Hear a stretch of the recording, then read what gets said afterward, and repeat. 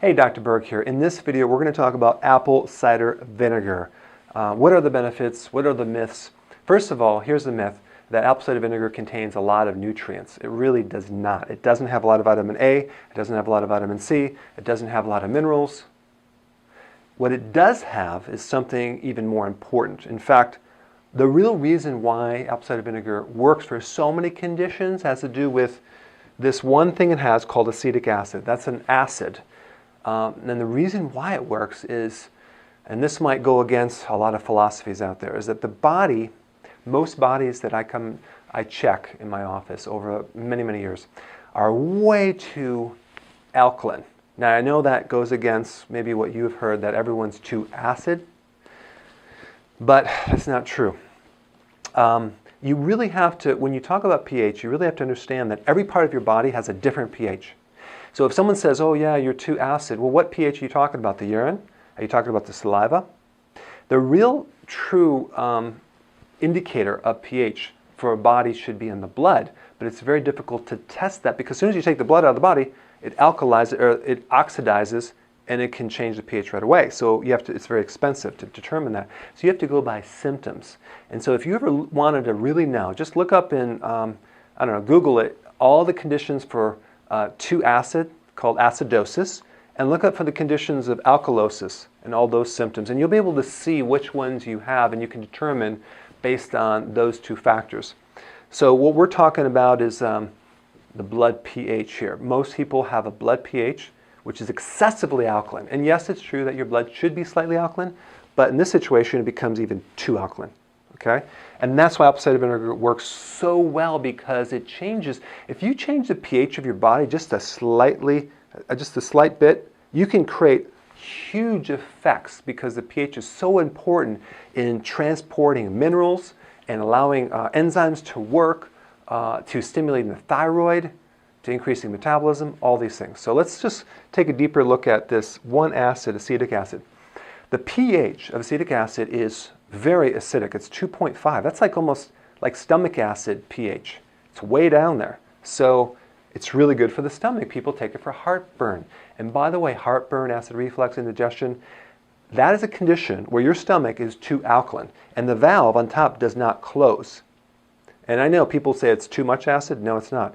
In fact, if you have acid reflux or heartburn, just take some apple cider vinegar and see how much better you feel. I mean, you'll feel wonderful because the valve will start closing on the top and the acid won't start regurgitating up through that valve. So it's good for GERD, acid reflux, indigestion. Okay? And as you age, especially over the age of 50, 60, 70, your pH in your stomach starts going lower, it goes higher and higher and higher. So it becomes more and more alkaline. So you need more acid as you age to be able to digest protein and absorb minerals. Because if your pH is too alkaline, which most people have a problem with too much alkaline, they can't absorb calcium. They can't absorb minerals like they used to. So what happens, especially with calcium, is calcium starts building up in the soft tissues throughout the body. So you have the soft tissue calcification.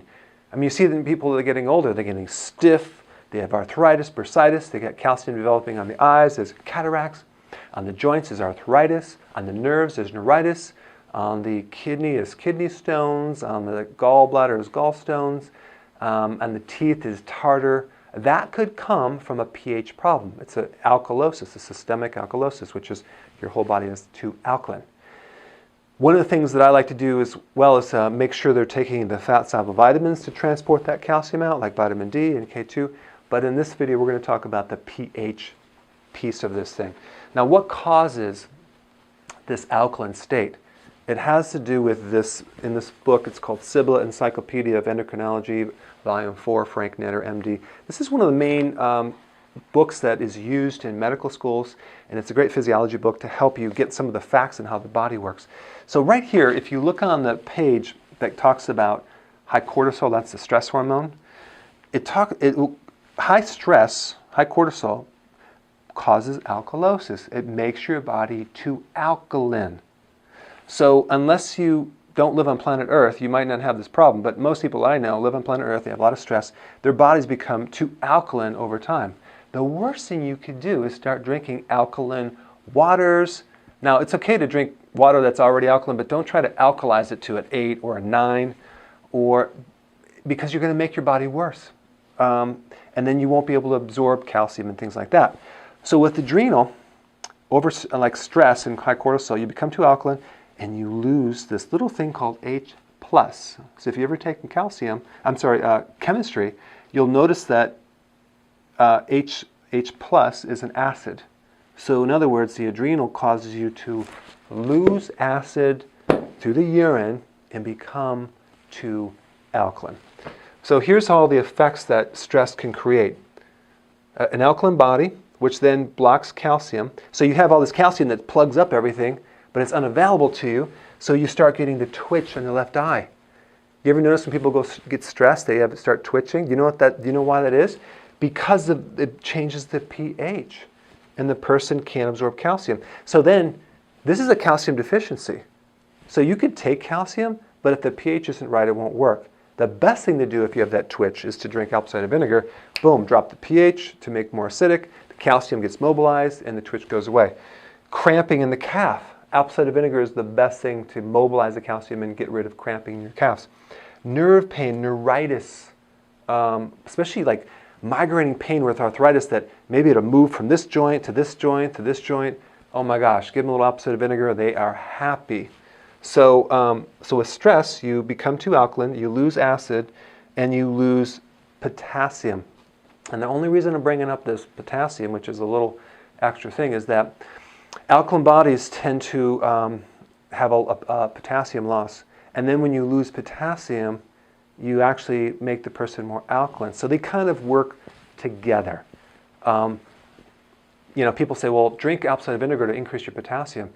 That's not what's going to do it. Apple cider vinegar will help increase your potassium because you'll stop losing the potassium and you'll make the body more acidic and like it should be, and so that will help the potassium. And just think about, look at this.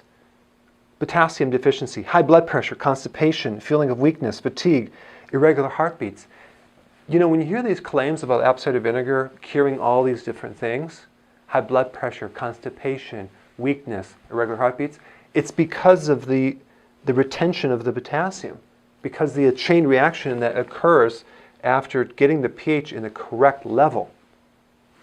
People that drink a lot of protein drinks, or they eat too much protein, let's say they do the Atkins diet, or they're doing this high protein diet, what happens, there's the waste from that protein, it's called guanidine, it's a chemical. Very, very, very, very, very alkaline, okay? And so that can cause twitching, nerve pain, and a lot of arthritis, okay?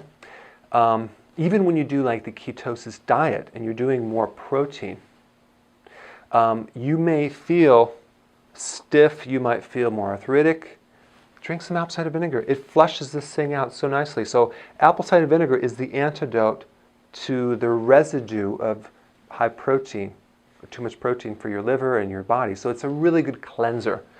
So this acid, apple cider vinegar, helps absorb minerals, helps mobilize calcium, helps you digest protein better without the waste. It helps the immune system, and that's the last thing I want to talk about. You've heard that people will take like vitamin C for a cold, right? Or for a virus infection. It's not the vitamin C necessarily that's creating the big effect, because most people aren't even taking vitamin C. They're taking a vitamin C lookalike, or a fake vitamin C called ascorbic acid, which is not really the true vitamin C complex, which again I'll have people disagree on this video. Because you can make synthetic vitamin C from ascorbic acid and cornstarch. Well, first of all, corn has no vitamin C. Cornstarch has no vitamin C. Ascorbic acid has no vitamin C. How can you take two things that don't have vitamin C, mix them together, and make ascorbic acid and think that's vitamin C? It's fake. The real benefit of vitamin C, or ascorbic acid, is the acid. You'd be much better taking the acetic acid to help your immune system. If you get a cold, if you have a fever, a viral infection, start taking the apple cider vinegar. It's really, really important. So these are the true benefits of apple cider vinegar, because it acidifies an alkaline body. So in the next section, I'm just going to show you a little concoction that I make and I drink on a regular basis. Okay, so let me show you how to make this. This is in my book, chapter 10. It's called the Cranberry drink. It should be called the apple cider vinegar drink. Very simple, and you really should try this because it will help you lose weight. If you drank one of these before you ate 3 times a day, you would lose a lot more weight because it stimulates the thyroid and it acidifies the stomach. The only thing that I would recommend if you have a very slow metabolism is you may want to omit the cranberry juice. So you get the Bragg's apple cider vinegar. I like this the best. And simply a teaspoon in some water. Actually do 2. 2 teaspoons in the water before each meal. And some people say don't consume water before a meal, but this is an acid drink, so it's going to help stomach acids. But check this out. This is my favorite lemon juice, Italian Volcano lemon juice. It's organic lemon juice, and this stuff is magical. It's wonderful, and you get it from the health food store. It's grown on these soils where the volcanic ash fertilized the soil. So you just do a teaspoon of this lemon right here. You don't have to use this lemon juice. You can use other lemon juice. You can use lemons. I like that lemon juice because I'm spoiled. Cranberry juice. Make sure you read the back of the label, and it just comes from whole cranberries. Because some people get the one that has extra grape juice or apple juice. You don't want that. Just do a teaspoon of this. And basically, this is your drink. Now, I like to, and this is just me, you don't have to do this. You can add some ginger, and there's some ginger root that you can shred in there, and it makes it a little spicy. I basically have this ginger extract that you can get. It's a liquid form. It's like ginger juice. And you put a little ginger, it's real spicy. There's a lot of great properties. It's a very good tonic. Again, if you can't stand the taste, chances are you probably don't need it. Okay? If you really need it, you will crave it, and it makes you feel better. But I really want you to try this. Real simple. Drink this before you eat, and watch how much better you feel. Okay? So go ahead and do this, and give me some comments below. I'll see you in the next video.